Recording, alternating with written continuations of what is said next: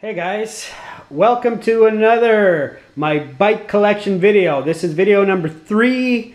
Thank goodness we made it through the boring road bike video. Hopefully you didn't fall asleep watching my boring road bike video because I almost fell asleep making it. And now we get to move on again to actually interesting bikes. So here we have my Surly Moonlander. I believe this winter will be my third winter on this fat bike. Before this fat bike I had a Surly Pug Ops, I believe, for about 2 winters. So I've been fat biking now, it's going to be for 5 years. So I've had plenty of experience. Let me just say that if you truly want to enjoy riding a bicycle in the wintertime in a wide range of snow conditions, you need to get a fat bike. I don't want to hear people leaving comments saying you can ride a regular mountain bike in the wintertime too. Well, sure, you can in an extremely narrow range of conditions. Okay, so I've had 5 years now on a fat bike, and before that I had been riding a regular mountain bike in the snow for 20 years. So I have seen every possible snow condition, ice condition you can possibly imagine on a regular mountain bike, and tried to ride in it with 2-inch tires, 2.2, 2.3, 2.4, 2.5-inch tires. And yes, going to a wider tire made a small difference, but when I got my first fat bike, it was a revelation. Okay, a much wider variety of conditions became rideable and enjoyable to ride. So if you're interested in getting into riding in the wintertime, you need to get yourself a fat bike. Okay, so now that we got that out of the way, let me show you my Surly Moonlander. So this is kind of a first gen fat bike, and what I mean by that is what Surly tried to do with this is try to use as few fat bike specific parts as possible. So a lot of the parts on this are actually regular mountain bike parts. So the spacing on the front wheel I believe is 135, so it's the same width as a rear. On the front, or sorry, the rear again, it's also a 135. So they've allowed you to use regular mountain bike parts. They didn't have to make specific fat bike components. Like obviously with through axles, 150 in the front. I mean, pretty much any decent fat bike you buy now is going to be 150 in the front. In the rear, there's a whole range of widths. Now, fat bikes, in terms of all the genres of bikes on the market right now, these are evolving the fastest, and every year there's something new, something new, something new. But honestly, I don't really feel the need to upgrade this bike right now, because what I'm interested in a fat bike is to have a fun bike that allows me to ride in the widest range of conditions possible, and this bike still allows that. And the reason being is it's pretty much the widest rim tire combo that you can get. So it uses 100mm wide, very dirty rim, the Surly Clown Shoe, and then we have a Surly Bud and Lou 4.8, so essentially 5-inch tires. So massive flotation. The other thing that gives you, so yeah, it gives you major flotation because the width of the rim, the fatness of the tire, you can run very low pressures. I'm running tubes right now. I haven't gone the tubeless route and probably won't until I get something that's actually specifically designed to be run tubeless.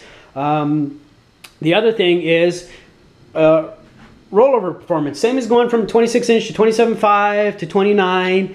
Basically, going to the 100mm 5-inch, it actually has a wider or a larger outer diameter than the most common size, which would be an 80mm rim with a 4-inch tire. So you get better rollover performance, you can run lower pressure, so you get better cushioning, you have a larger contact patch, so you have better climbing grip, better cornering grip, better braking grip.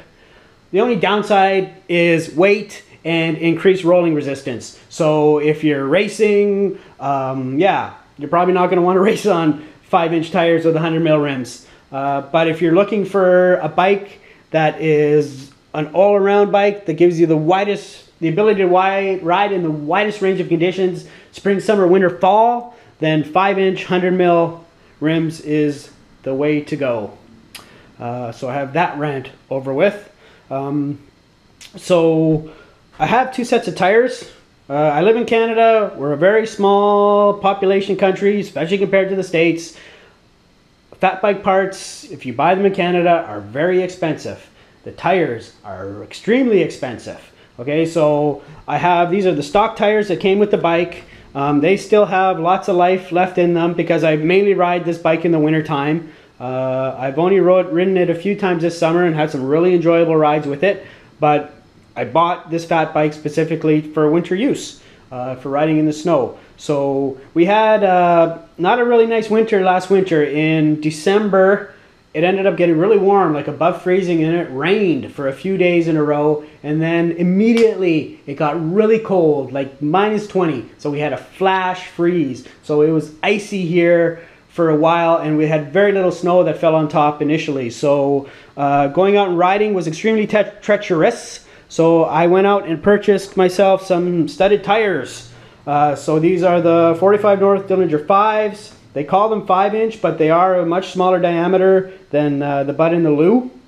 But they basically allowed me to ride safely in those conditions. And then even when we got snow on top of that, basically underneath all of that snow was a base of sheer frozen solid ice. So I left these studded tires on all winter.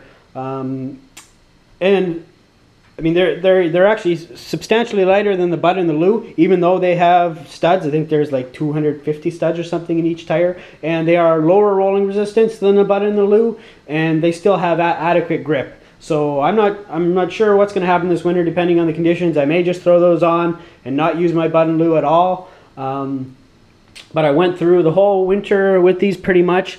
Literally, they have in the winter I did over 3,000 kilometers of winter riding, and the studs have still plenty of life in them because if it's mostly ridden on snow, there's going to be very little wear. I do try to commute by bike quite often, and normally I would, but because of that icy condition, even the city streets, even the bike paths, there was a solid base of ice underneath for pretty much the whole winter. So I actually didn't commute as much as I wanted to, but hopefully that doesn't happen this winter. So I'll probably end up commuting quite a bit, and if I do with these tires, when we're dealing with city streets that have been plowed and exposed pavement, I expect I'm going to get way more wear on these tires this coming winter, and depending how icy it is, I may not feel the need to use the studs. But even with the studs, they're actually faster tires than the Bud and the Lou. The Bud and the Lou ultimately will have, on snow, will have more grip. It's a 2x10 system, so it's not a triple up front. It's a heavy bike. It's not a light bike. I see that Surly has a 1x Moonlander that they're offering. I don't think 1x works on bikes this heavy. The bikes that are sluggish like this. So even on my Krampus, which I will show you in one of the following videos, it's no longer a 1x. I have now upgraded it, and I consider it an upgrade to go by 2x10. So I don't think I've made that many changes to this bike. So it's an SLX front derailleur. It's an XT rear. I do believe I did upgrade the shifters, so they are XT shifters. They're higher end than what was on there. It uses a Surly OD crank, which is actually a crank designed to use with fatter tire combinations. So it is kind of a fat bike specific crank. You can use it on regular bikes, but there are design features about it that make it more compatible with fat bikes. With their Avid BB7 brakes, yeah, like cable actuated brakes, they work well. They have good stopping power. They just have little quirks and annoyances. They generally do rub quite a bit compared to hydraulics, and they're finicky to adjust, but once you get them adjusted, they work pretty well. So like I said, this is an older design, so this doesn't use a modern head tube size, so you can't run, say, the new RockShox Bluto. Any tapered fork, basically, you can't run on this bike, so I'm kind of stuck with the rigid fork, which is fine. My next fat bike, I believe, will probably be an aluminum fat bike that I can put a Lauf. The Lauf does actually make a fat bike fork now, called the Carbonera. But again, I think I'll do at least another winter on this, and even after that, I'll probably still keep this bike. It does everything I needed. It is an exploring bike that allows you to get to a ride in a wide variety of snow conditions. So yeah, so what else can I say? I actually did a ride, I think 2 weekends ago. I used this bike. I did 5 hours, 90K on this fat bike. I really like the fact that it has the water bottle mounts on the fork. So I have a bottle there, bottle cage there. I had my frame bag. So for a really long day, I could actually fit 4 full-size bottles. And that ride I did was, I think it was between 25 and 30 Celsius. So it was a pretty warm day. So I did pretty much drink all of those fluids on the entire ride. Fat bikes, obviously they work best in the wintertime. They are enjoyable to ride in the summertime, especially on your trails. And the experience is different enough that the way I describe it is it's almost like a new way to experience the same trails that you've ridden on, because you basically ride them differently. Especially with the super fat rim tire combination, you have to avoid things less. So basically roots, rocks, you don't have to pick your way around stuff. You can basically roll over, straight over things when you're running low pressure. Climbing, when you're climbing on a fat bike, you worry less about traction. There's so much traction that you don't have to look for the line, the smoothest line that has the most traction. You can just ride over stuff. And it's kind of a trade-off for the fact that the bike is heavy, but because all you have to do is pedal, and it's very unlikely that you're gonna slip out. I mean, you just have so much traction, you can just concentrate on pedaling. So they almost kind of cancel each other out, having that extra weight on it. So yeah, I've been ranting about this. There just seems to be a lot of polarizing opinions on fat bikes and lots of negative opinions, especially when you're talking about riding them in the summer, because you can ride just fine without a fat bike in the summertime, but it's still a very enjoyable experience. Especially dealing with really rooty, rocky trails. A fat bike is super fun to ride in situations like that. And like my initial rant at the beginning of this video, if you truly want to enjoy riding in the wintertime, you need a fat bike.